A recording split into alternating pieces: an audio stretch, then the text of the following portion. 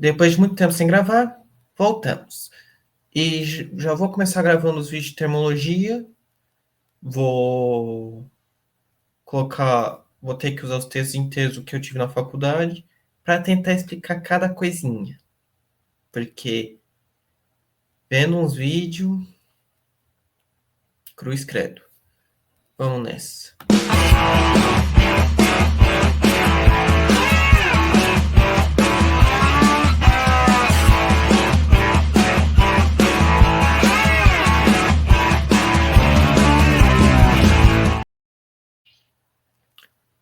Então tá, o que eu estou usando é com referência o livro do GEF, do Grupo de Ensino de Física da UFSM, que eu estou usando para fazer os vídeos. Porque termologia, podemos dizer assim, é meio semestre por, assim, isso, por todo esse conteúdo. E os conteúdos são extensos. E também já vou falar uma decisão. Óptica vai ficar na parte de ondas eletromagnéticas. Então, quando começar a óptica, vai estar ondas parte um, óptica parte um, parte 2, parte 3. Mas daí vai estar com eletromagnetismo e como ondulatórios, mecânicas. Já vai estar como mecânica e ondulatória. Então, vamos nessa.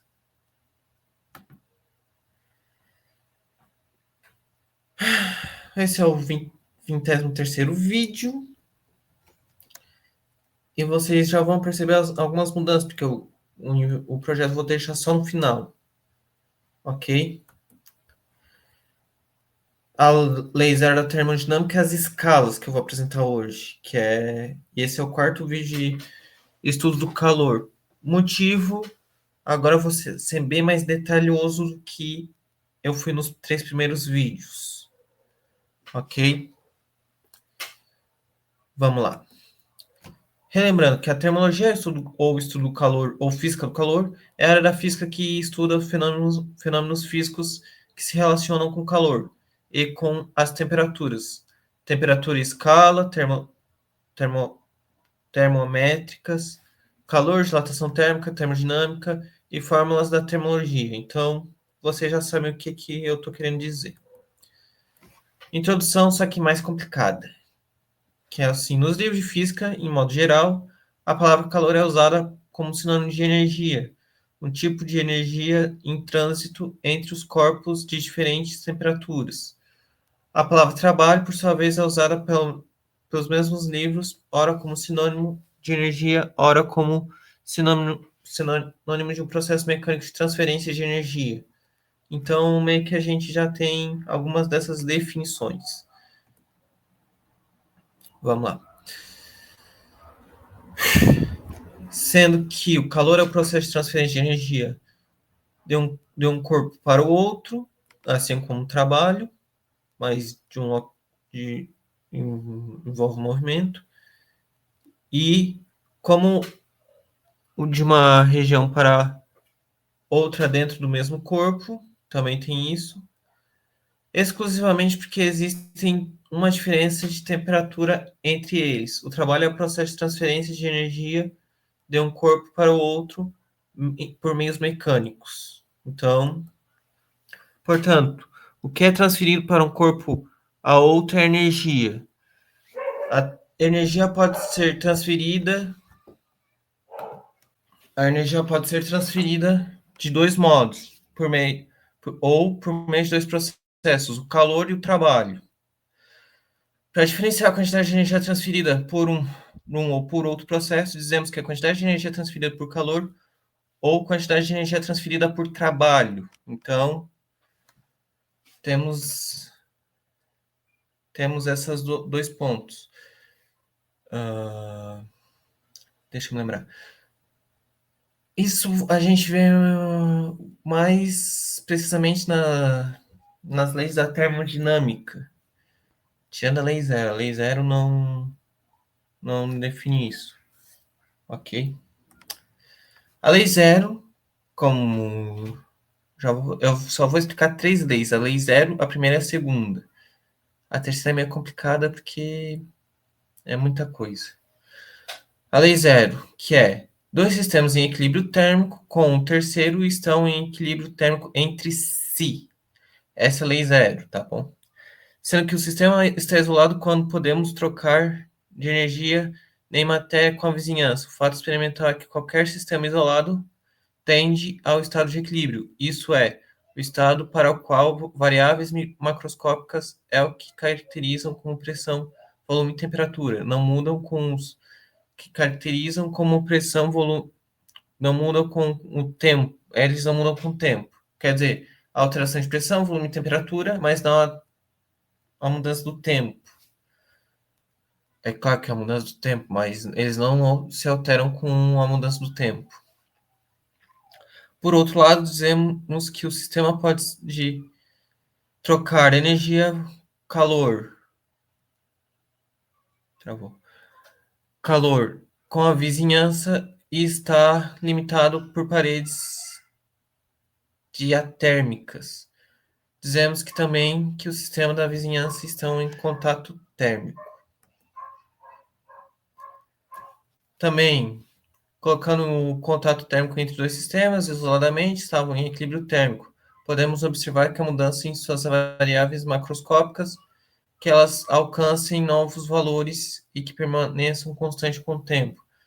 Resumindo, se eles estão isolados e não estão em contato, eles já estão em equilíbrio térmico. Se eles se juntam, esses dois corpos se juntam e um está com a temperatura mais elevada e o outro mais baixa, eles começam a se equilibrar termicamente, que é o resumo da lei 0.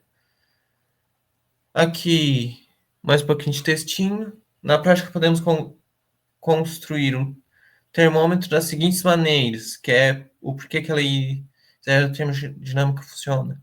Escolhemos substâncias térmicas, selecionamos uma propriedade dessa substância que dependa da percepção fisiológica, que é a temperatura, e definimos uma escala termométrica. O que são as escalas? Que essa é a parte da construção do termômetro, que é uma substância que se altera com a temperatura, que seja rápida, né, óbvio, que tem um vidro, metal que conduza essa temperatura para definir e a escala, né? Óbvio. Normalmente a gente usa termômetro na escala Celsius, alguns países em escala Fahrenheit, mas nós temos uma escala absoluta, que é o Kelvin. Aqui as escalas, que é os graus Celsius. Daqui a escala absoluta, o Kelvin.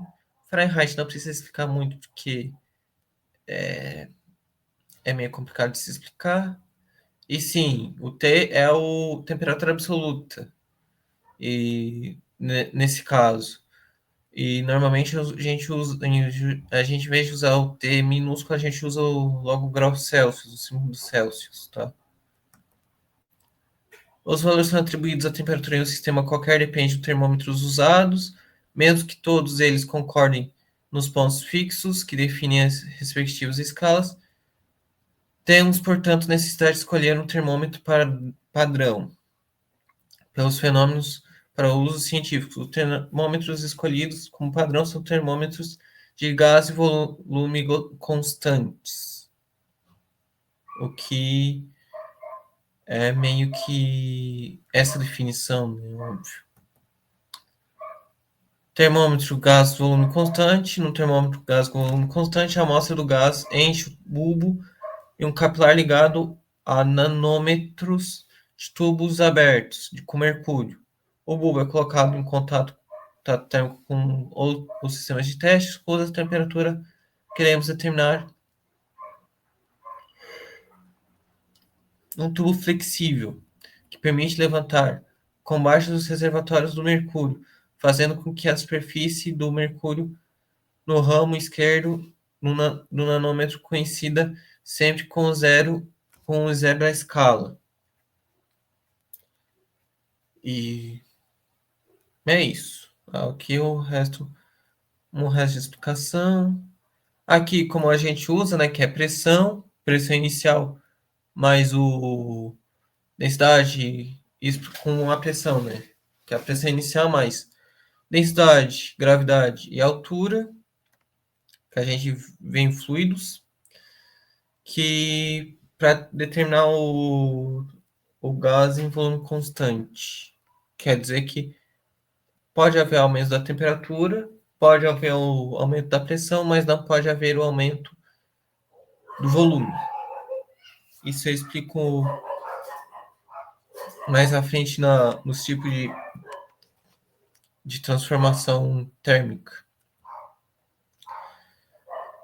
Para definirmos a temperatura de um gás num bulbo, portanto, o sistema teste em função a um ponto fixo com o ponto triplo da água, sendo o ponto triplo igual a 273,16, zero absoluto é 273,15, menos 273,15 graus. A pressão final dividido pela pressão no gás, que é do volume constante, vezes Kelvin, em Kelvin, né? Em que PG é a pressão da amostra do gás do bulbo quanto em contato térmico com a água, no ponto triplo, e K é o símbolo da unidade da temperatura em Kelvin. O ponto triplo representa o estado que coexistem em equilíbrio de três fases da água: líquida, sólida e vapor. A pressão e a temperatura desses estados são, respectivamente, 4,58 milímetros de mercúrio a 0,01 graus Celsius. Aqui a equação com limite, sendo PG quase indo para zero, que é 273 limite de PG indo para zero, de P dividido por PG, V em Kelvin, né? Que é para definir o ponto. Assim, a temperatura definida, independentemente de qualquer propriedade a qualquer gás particular, mas depende das propriedades dos gases ideais. A escala termométrica Kelvin é independente de qualquer propriedade de qualquer substância particular. Por isso, a escala é uma escala absoluta.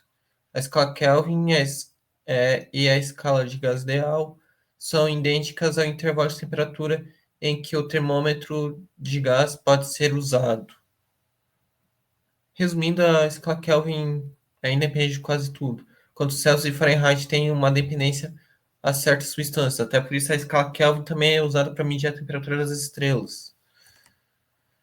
E é isso. Achei que ia dar mais minuto. As referências eu vou deixar nos comentários. E é isso.